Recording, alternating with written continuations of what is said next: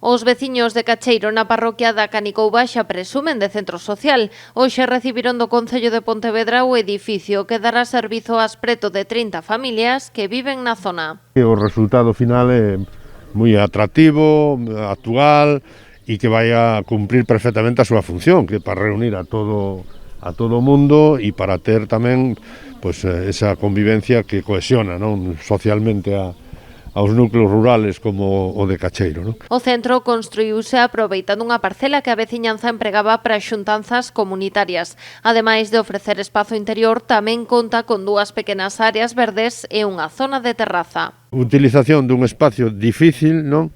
Pero que está integrado dentro do propio núcleo e que eu creo que se buscou unha solución arquitectónica perfecta con materiais modernos e que ademais, en fin, fai que este local vai a ser aproveitado en toda a súa intensidade. O alcalde pontevedrés aproveitou a visita para agradecer aos veciños a súa colaboración na elaboración do proxecto.